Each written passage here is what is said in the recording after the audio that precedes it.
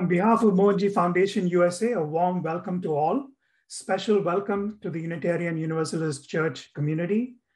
Mahatma Gandhi was born on the 2nd of October, and on this day is celebrated as Gandhi Jayanti in India. On this day, it is useful for us to reflect on Gandhi's key tenets: non-violence, ahimsa, and truth, satya. Gandhi believed that these tenets are two sides of a same coin. Non-violence is the means and the truth is the end. Our topic for exploration and understanding today is non-violence, the only path to freedom. The Mahabharata, one of the greatest epics of Hinduism, has multiple mentions of the phrase ahimso paramo dharma, which literally means non-violence is the highest moral virtue. Non-violence towards all living species and to oneself. Non-violence in thought, word, and action. There is a passage in the Mahabharata that states ahimsa is the highest dharma. Ahimsa is the highest self-control.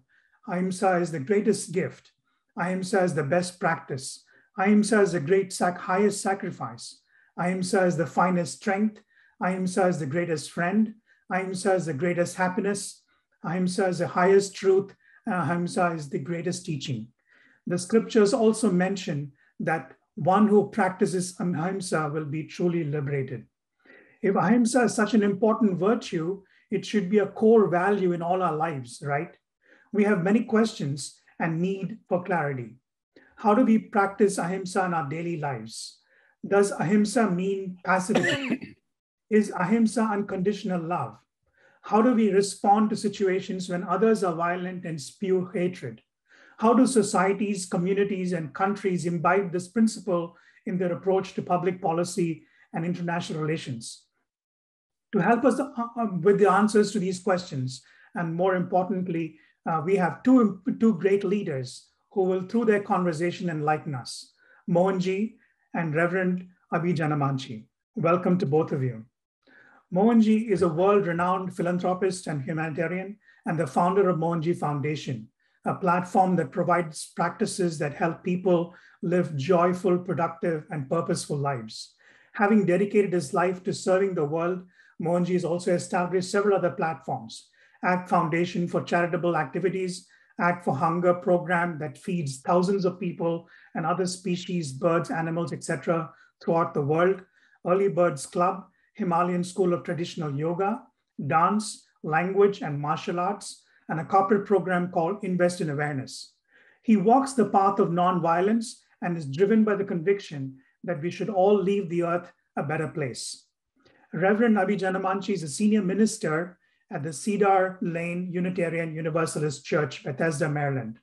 In the larger community, he has been actively involved in interfaith, multicultural, and social justice work for over 2 decades, including serving as a president of the International Association for Religious Freedom, as a member of the executive team of the Montgomery County Interfaith Community Working Group, and the Internal Review Board of the National Cancer Institute and the National Institutes of Health.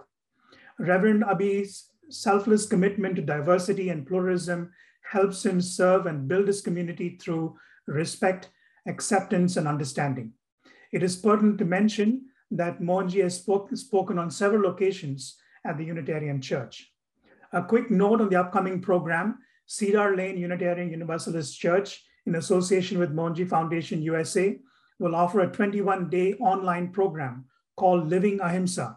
Please look for the program details.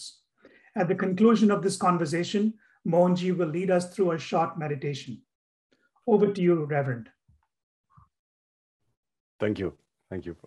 Thank you, Ganesh. Thank you, Ganesh, for that wonderful introduction and also providing a really good framework for this conversation. And I'm grateful to you, Mohanji, for taking time to join us today and to be able to participate in this dialogue as we commemorate Mahatma Gandhi's birth anniversary. I was struck by some of the things that Ganesh shared in his introduction, especially about ahimsa being a core spiritual value that that emanates out of the Indian culture and tradition, which is something that Gandhiji sought to inculcate and practice in his life. I'm reminded of the 11 vows that Mahatma Gandhi practiced in his life, which actually my grandfather used to recite every day. I still remember that because he would recite it more as a prayer, which I'm sure you're familiar with.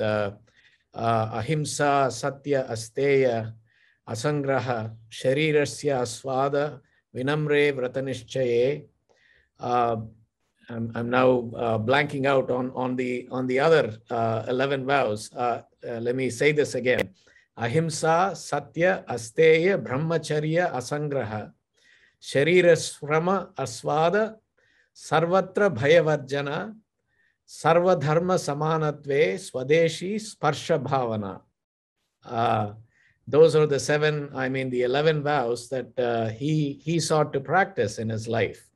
But the first one is ahimsa, which of course, the rough translation in English is non-violence, but it's deeper than that.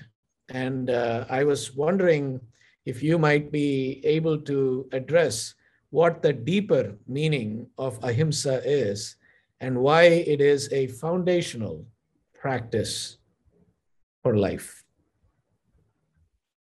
Thank you, Reverend Janamanchi. This is really an honor for me that I am able to speak or communicate a subject as profound as ahimsa with the audience of this group.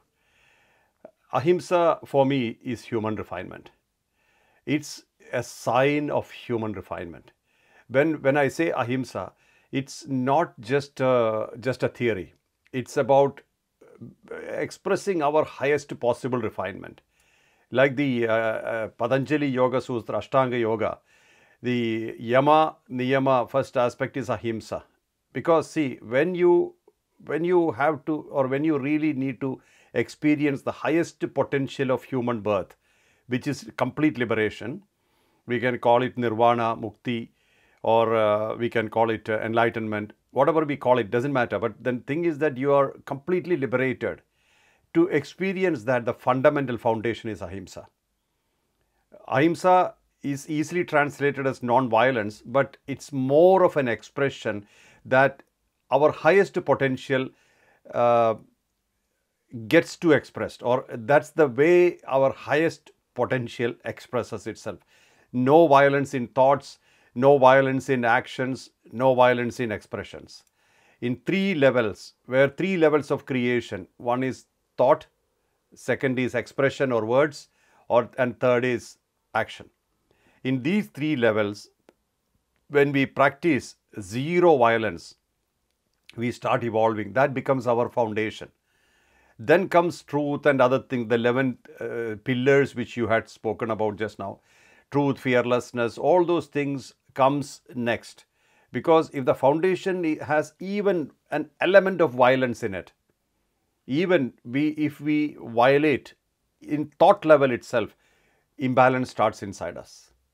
For us to be really, really stable, we should be totally free from violence inside. Even thinking bad about somebody, talking bad about something or somebody, all those things are creating enough raw, wild energies inside us, which is completely opposite of attaining peace. So the path to peace is non-violence, and that is live and let live. Plus, we need to see, if you look at India, the culture is that of respect, a culture of respect. And this culture of respect is very important. That's why every plant, every tree, every bird, every animal, they are all associated to divinity. And they are connected to divinity. So when you respect, you also protect. So violence cannot happen there then. The possibility of violence is deleted with this kind of thought. So this is very important to understand, that violence is one of the fundamentals that we have always believed in.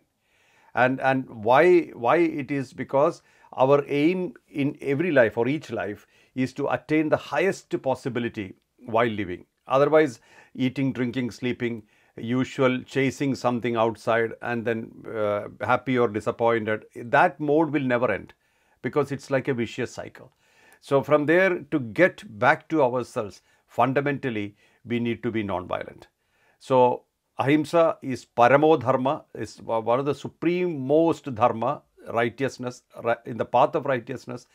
Ahimsa has a great role to play, and from ahimsa, other things begin.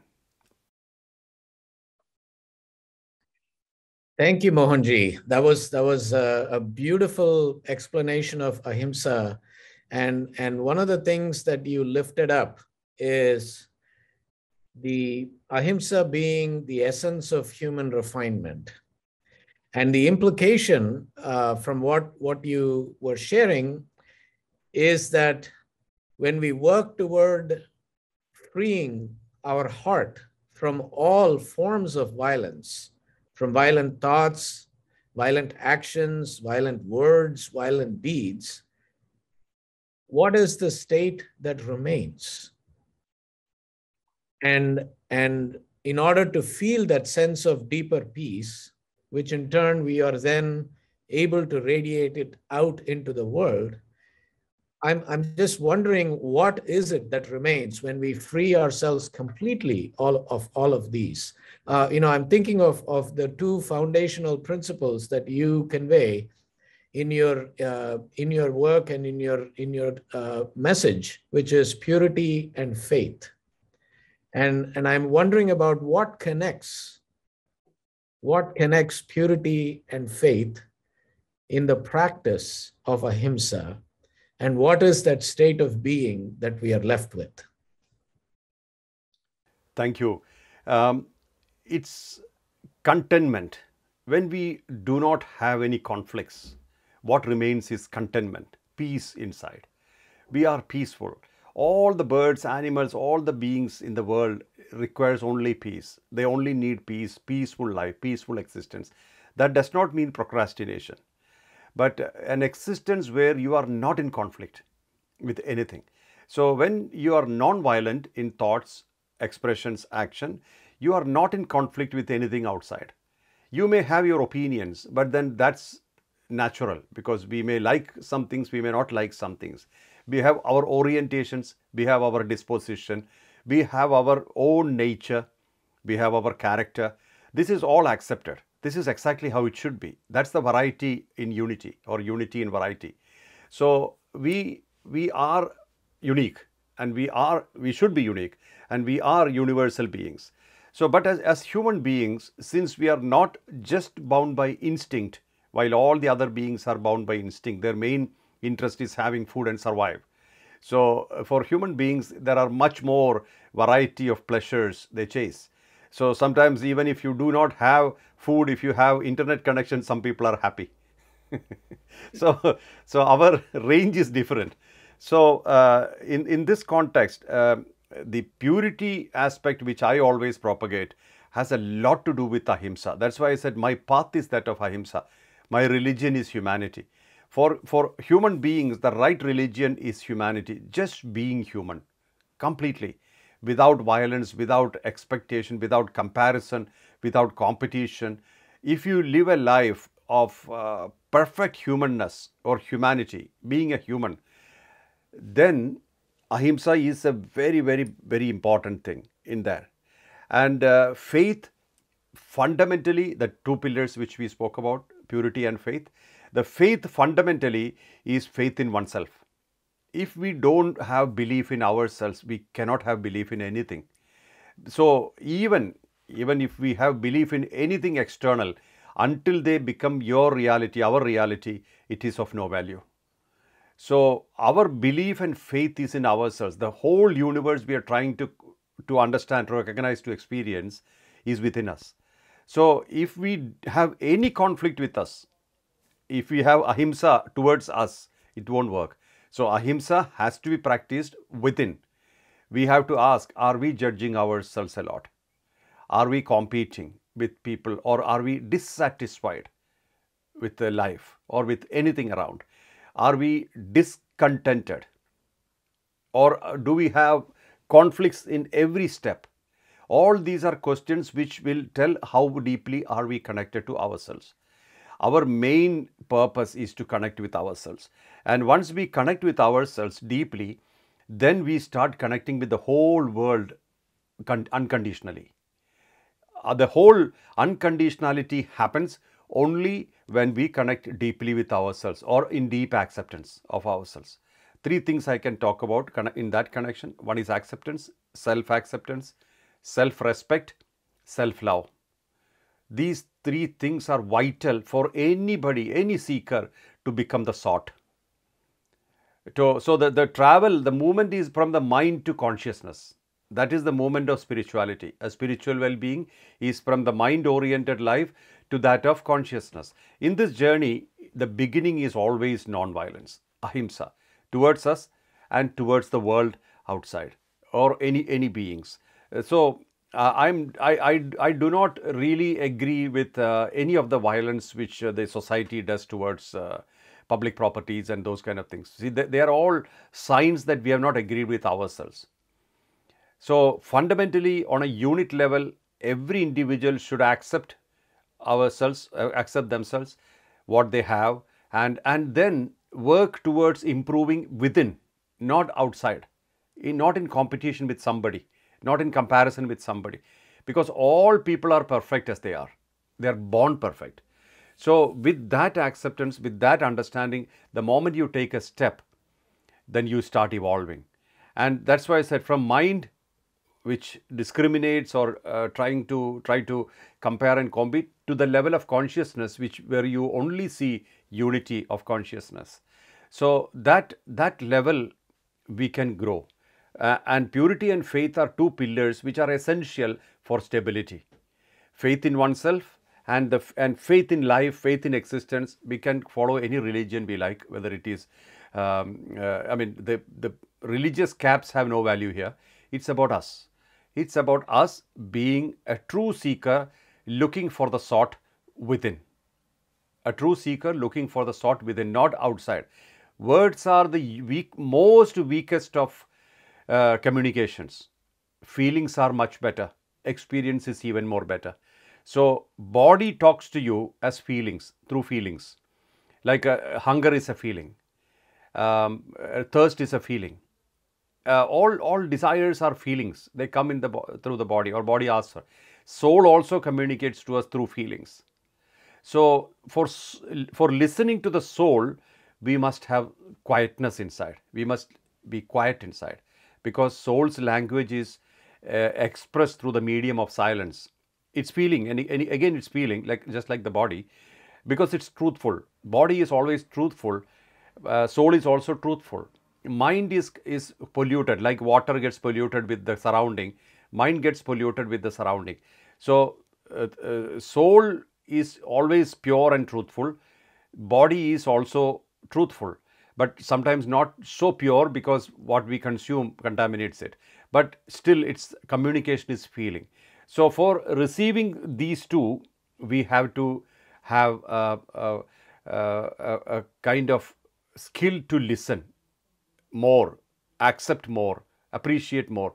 In that mode, we can actually create a well-grounded movement or in our life, a path in our life.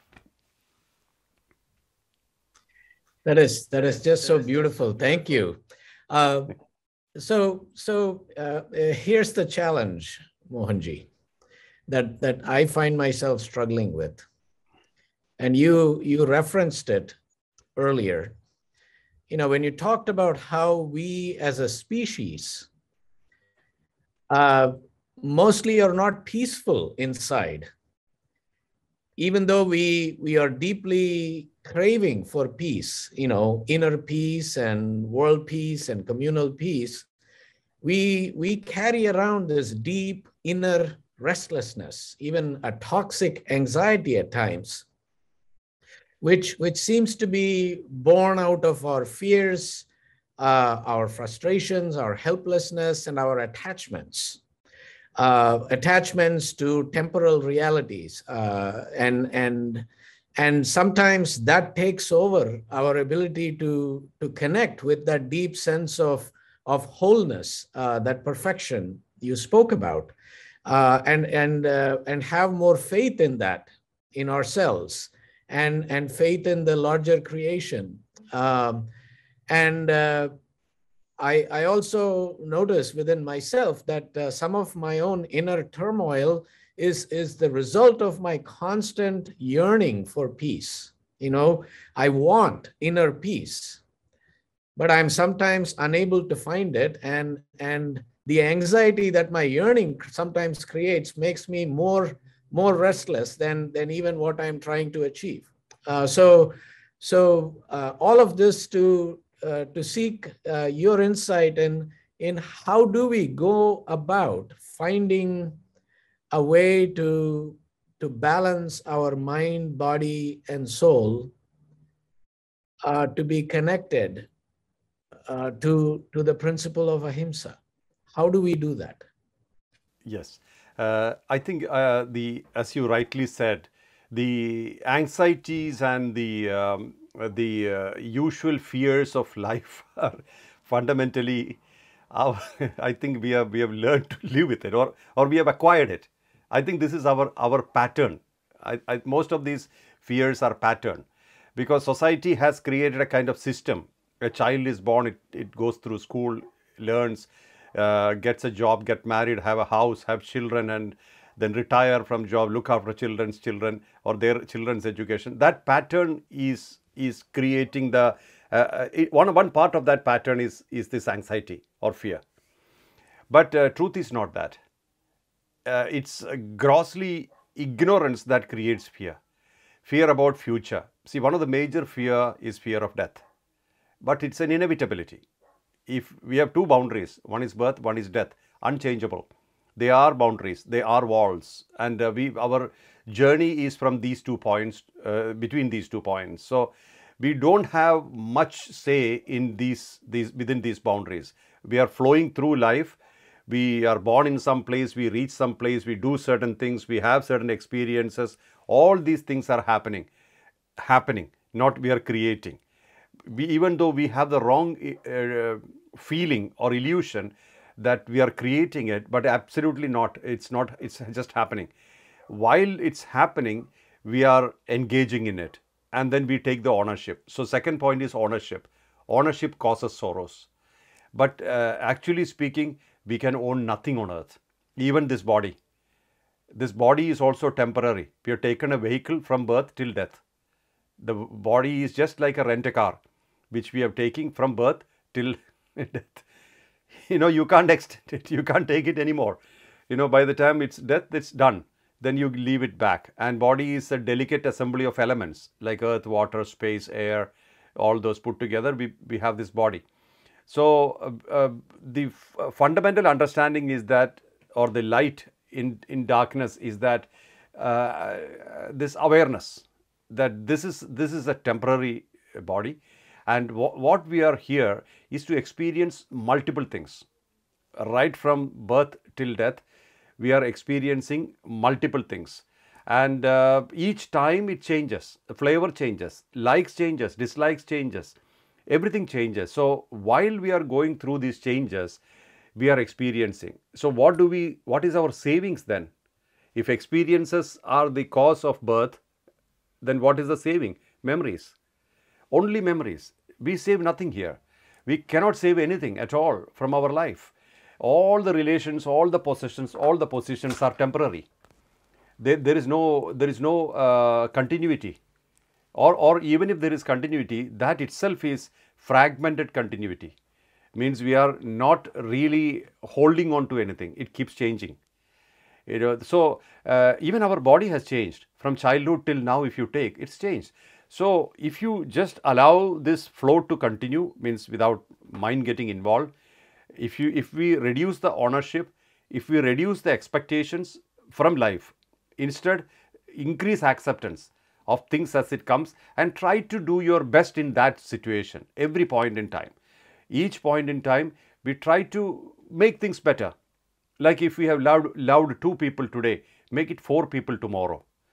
then finally you become unconditional love. You have no other emotions possible. So like that, we can constantly raise our awareness from anger, hatred, jealousy, greed, revenge, all those binding terrestrial gravitational emotions, to that of ahimsa, non-violence, selflessness, shanti, the peace, and love, unconditional love, and also compassion, kindness, those levels of existence, which is that of higher human refinement. And one of the things which will help in this is the ability to share what we have. If you have time to share, share time. If you have love to share, share love. If you have money to share, share money. What you have in abundance, that you share, so that you feel great having it plus able to share it. So having something and having the ability to share will make you powerful personalities. That gives a lot of strength and power. So the path towards ahimsa, the path towards stability, is fundamentally acceptance, less ownership or zero ownership. Actually, we need to own nothing. We are here to experience, and experience is all that we have. And plus, we in this whole bargain, we have some memories. And memories also do not stay same. It keeps changing. Memories keep changing. Each time it's a different flavor. Like we had a memory about something 10 years ago. When you think about it now, it might be different. Maybe many of the emotions are lost.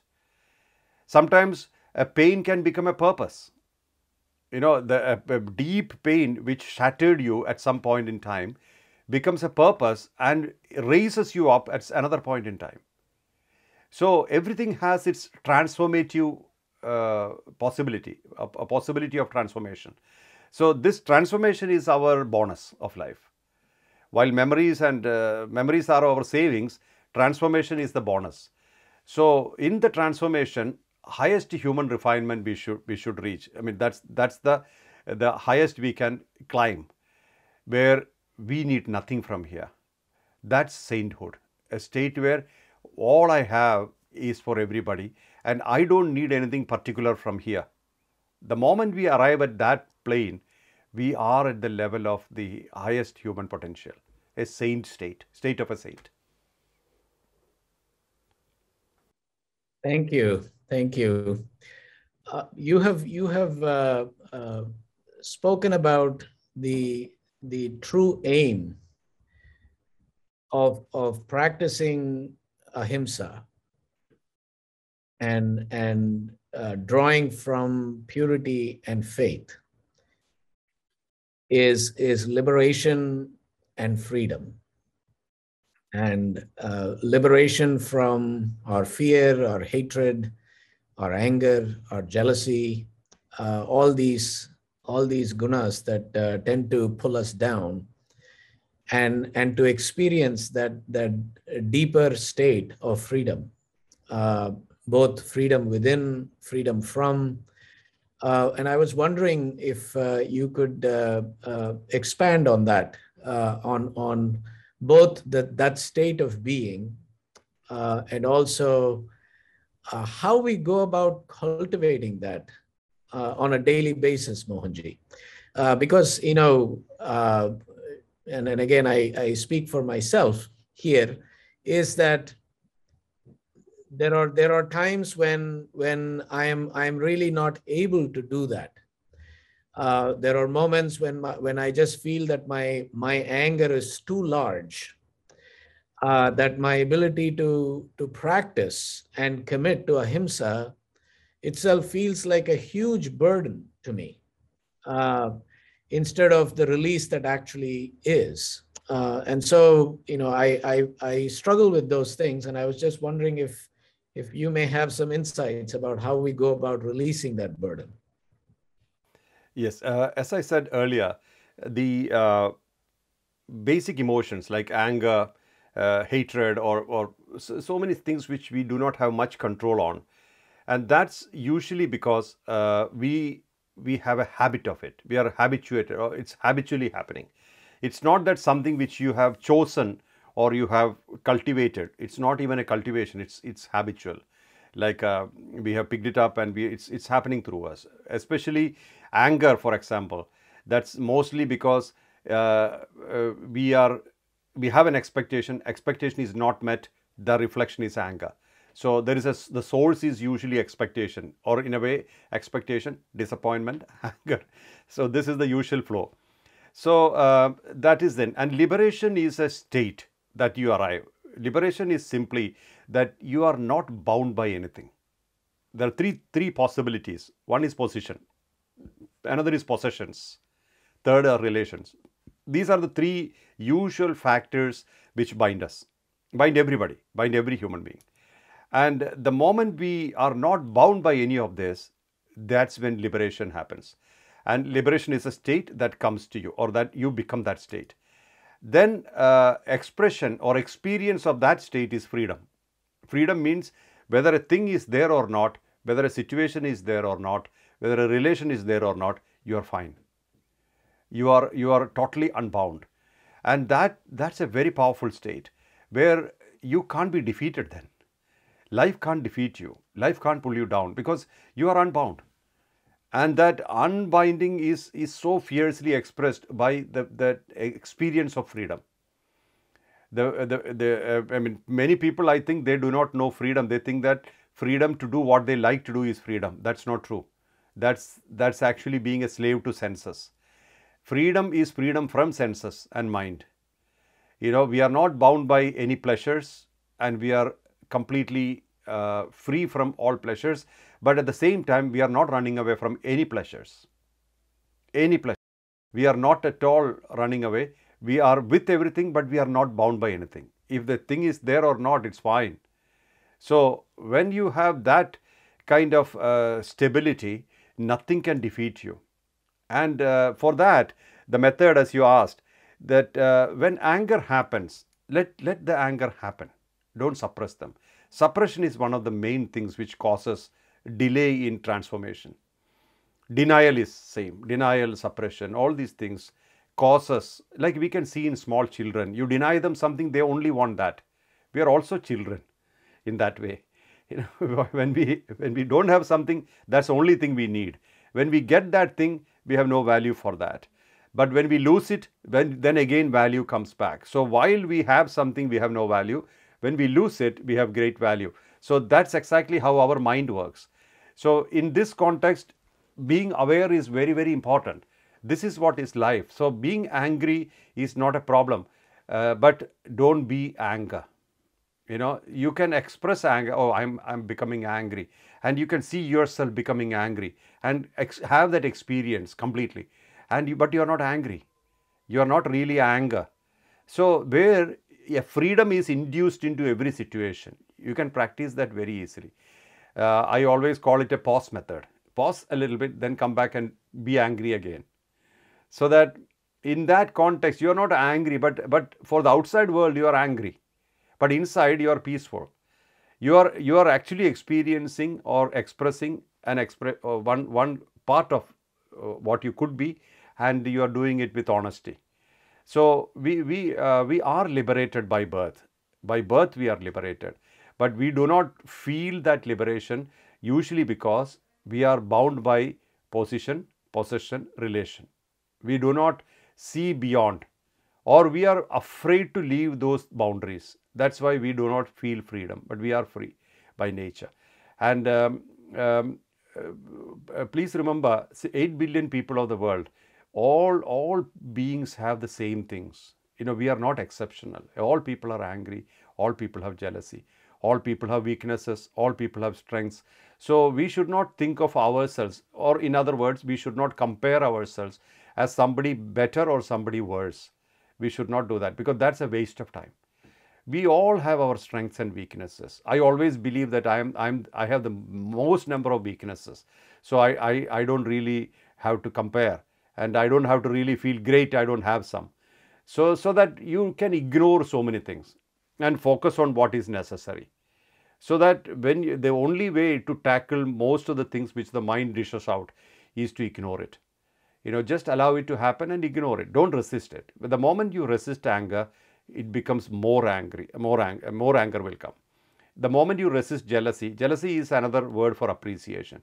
When we really appreciate something and in somebody else, and we can't express it, it will come as jealousy. So it's a positive thing. So you can actually look at the positive side. Yeah, I really admire this person.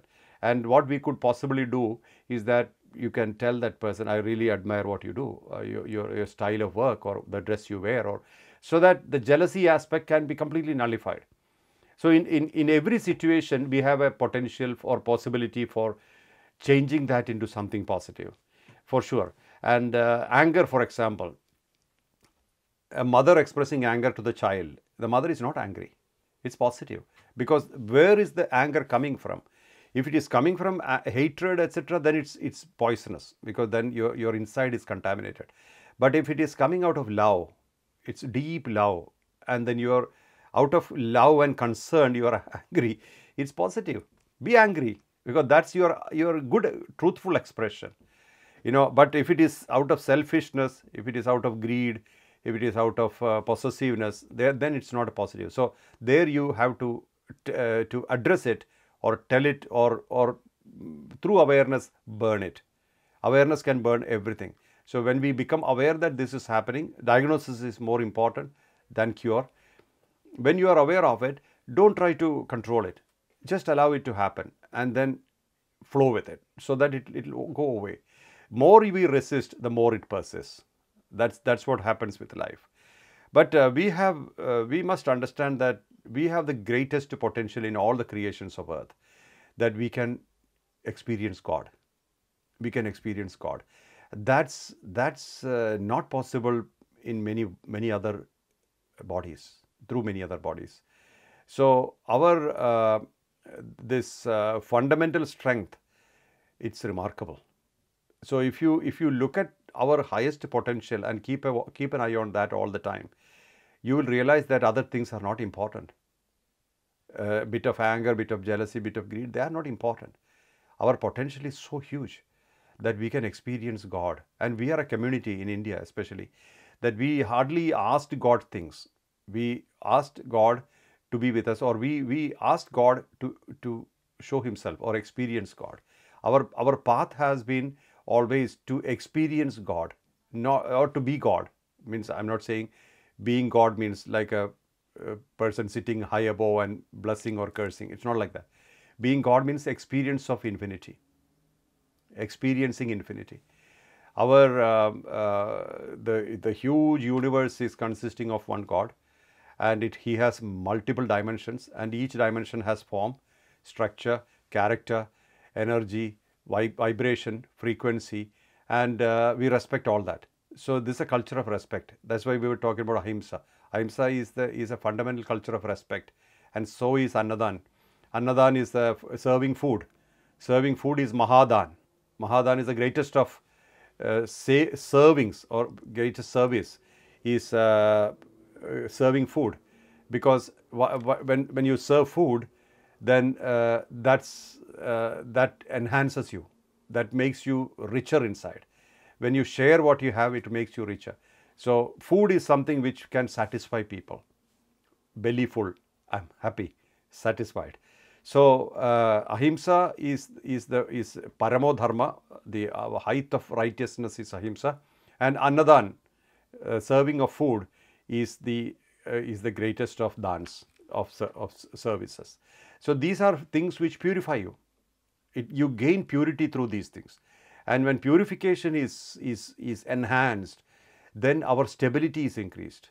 Stability becomes, we become very stable, and when our stability increases, then through pranayam, the breathing and all those techniques, we are able to come closer to the energy which we call God.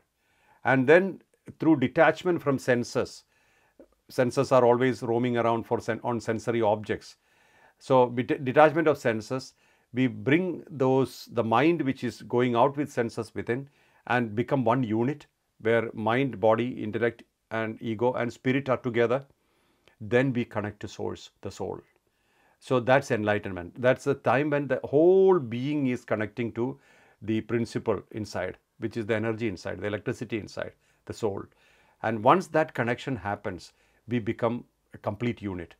Then we cannot expand or contract anymore. We only expand, or we cannot contract anymore. We don't have anything more to contract, but we can expand to the universe. That's God realization.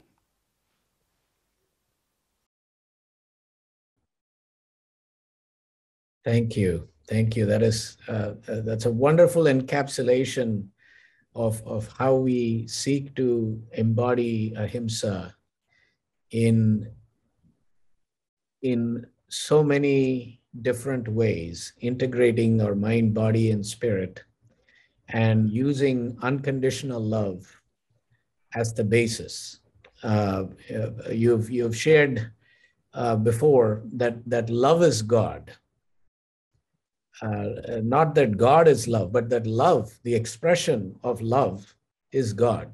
There's that beautiful expression in Tamil, 𝗙𝗢𝗡𝗍𝗔, that love is God, and our ability to both realize that truth and to embody that truth in all that we are, all that we say, all that we do, and doing that, cultivating that purity of consciousness and being, grounded in faith and faithfulness, a deeper faith in ourselves and a deeper faith in the larger life that we are a part of, as a path that leads us to freedom and liberation, is to me a wonderful message for us to hold and to carry as we mark the anniversary of someone who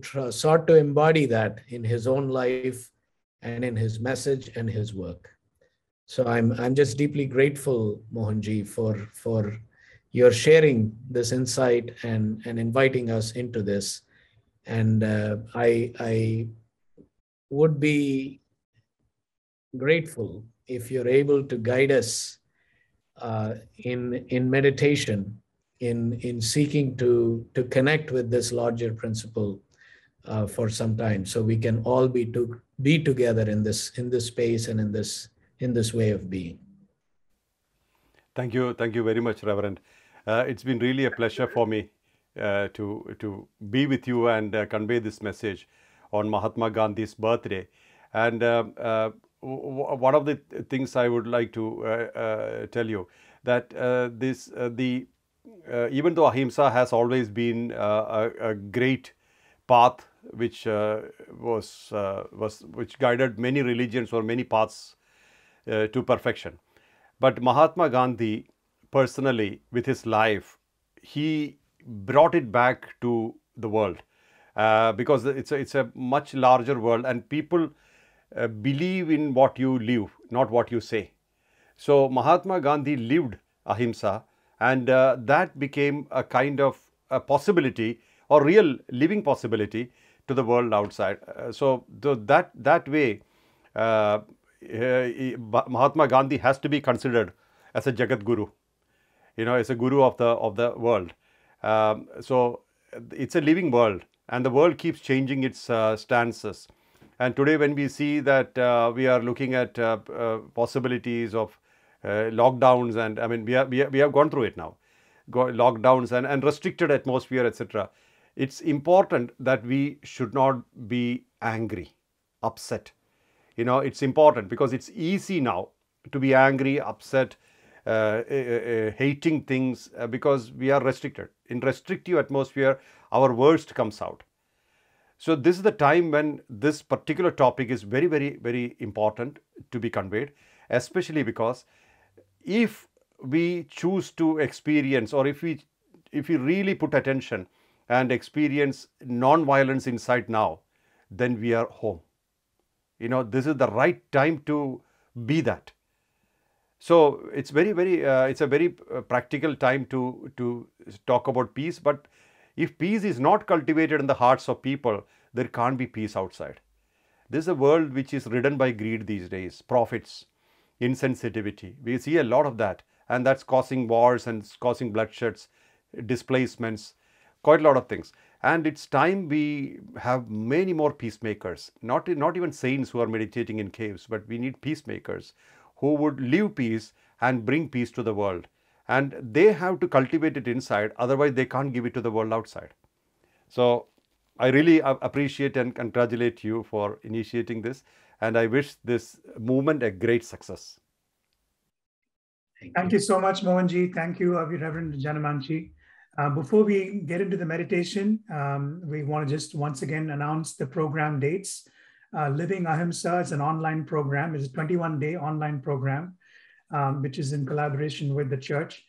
And it'll be from the 11th of October to the 31st of October. So we will be sending you information about this program. And the program will incorporate many of Mohanji's teachings and practices. So please do sign up for this program and benefit from this program. And thank you, Mohanji, for providing us the foundation for a wonderful program that can happen. But thank you. Wonderful, wonderful. Thank you. Are we now starting with the meditation? Yes.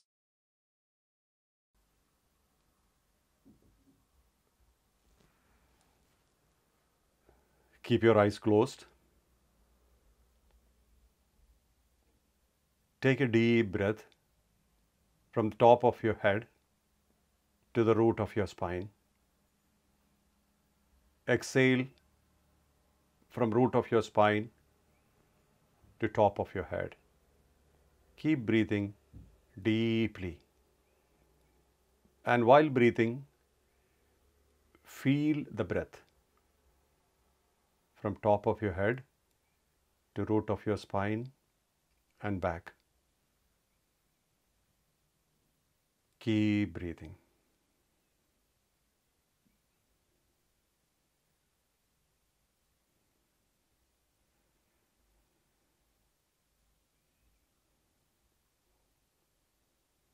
Inhale into the root of your spine. Exhale from the root of your spine.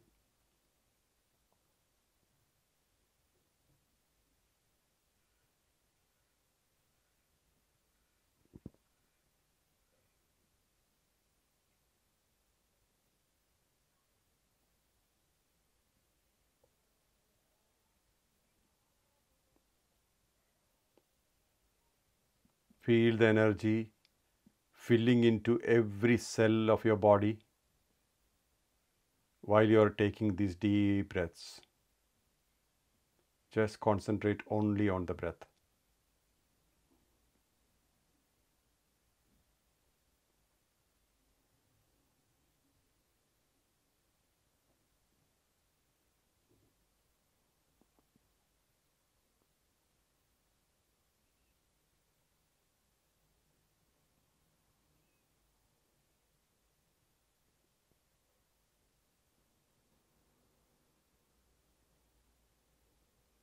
Feel brightness within your body. You are glowing from inside.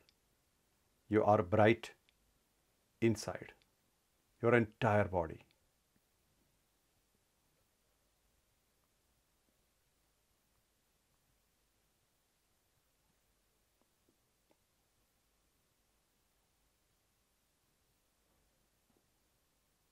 As much as possible, keep your spine erect and breathe deeply.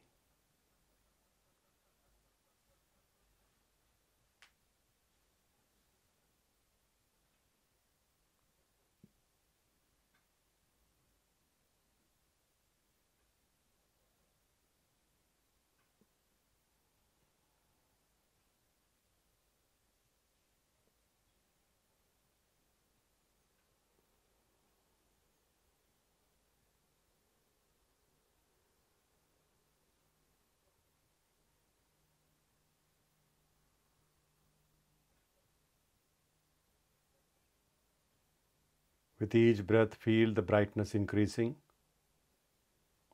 within your entire body.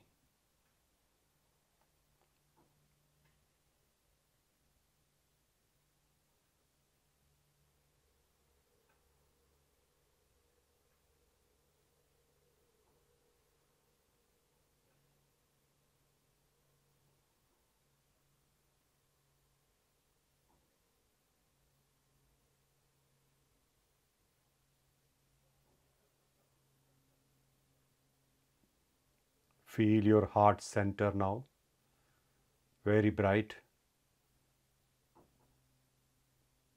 The space within your rib cage, the entire chest region,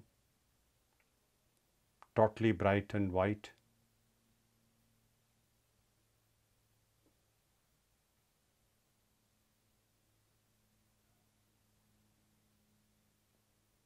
In this brightness, feel all your anger, all the hatreds, all jealousies, all greed, all selfishness, everything getting dissolved. Regrets of the past getting dissolved, guilt getting dissolved.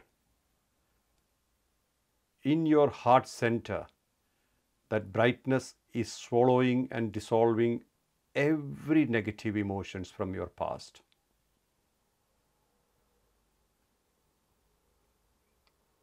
From the past of this life and all lives. Keep breathing deeply. Feel all the blockages getting removed from your body, all the blockages of the body dissolving as all your negative emotions are dissolving. All your negative emotions are taking away all the blockages of your body. Feel the freedom. Keep breathing.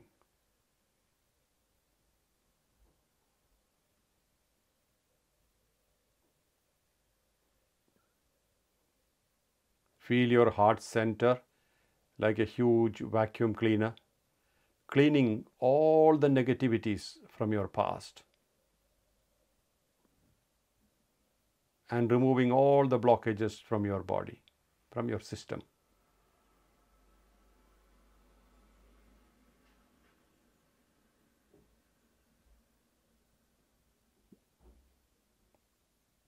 Feel the brightness increasing as more and more negativities, all the anger, all the hatred, all the selfishness, all greed, all possessiveness, all kinds of negative are going into this vacuum cleaner and bringing in brightness, light into your entire system. Feel that. Feel yourself becoming lighter. Feel the lightness.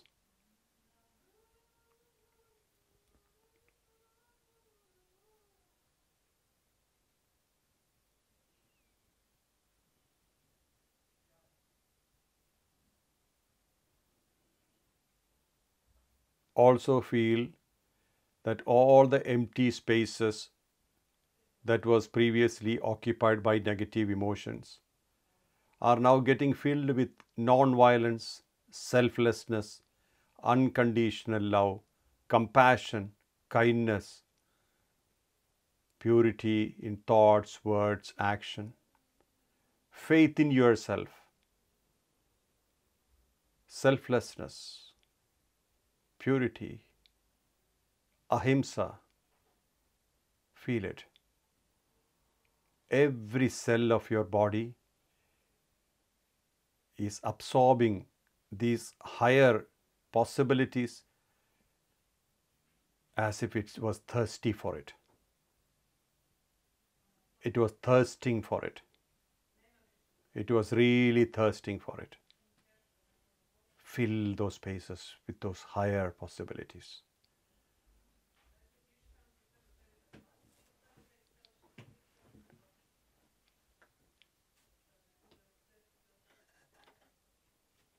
Feel it. Feel the brightness increasing. Really, really increasing. Feel the brightness. All these positive emotions, all these positive states like compassion, kindness, selflessness, ahimsa, they are enhancing your energy. They are enhancing your vibration. They are making you more stable, more worthwhile, more relevant in life. Experience that. This is truth. You are unlimited. You are absolutely brilliant. You are a powerhouse. You have no limitations.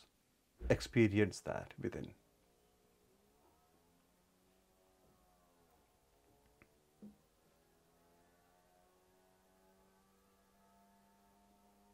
Clean all your dark areas. Clean all the bad memories with the bright white light and fill those spaces with love, deep love for yourself, deep acceptance of yourself, deep self-respect. Fill those spaces. You are everything. You are important. Feel it. Fill those spaces.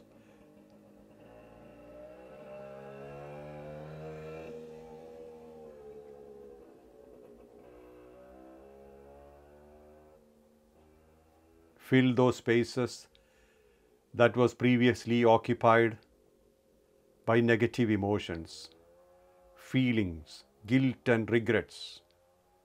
All those have gone. Fill those space with brightness, beauty of brightness, beauty of love, beauty of acceptance, beauty of respect. Be beautiful. Remain beautiful. Remain yourself.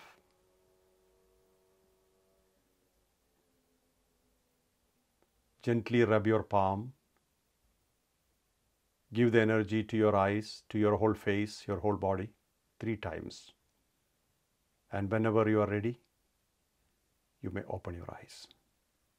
If you like to experience the same energy, if you like to be in this energy for a longer time, you're welcome to do that. If you like to practice this many times a day, you're welcome to do that. Be a great citizen of your country. Lead by example. Lead by example.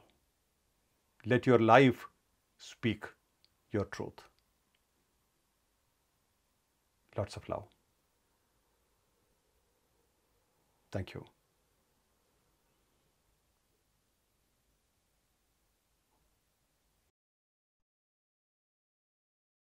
Thank you. Thank you, Mohanji. The most powerful experience. Thank you. Thank you. Wish you great success. All the best. Thank you. And get well. Thank you, Reverend. Thank you. Thank you. Thank you. Lots of love to all of you.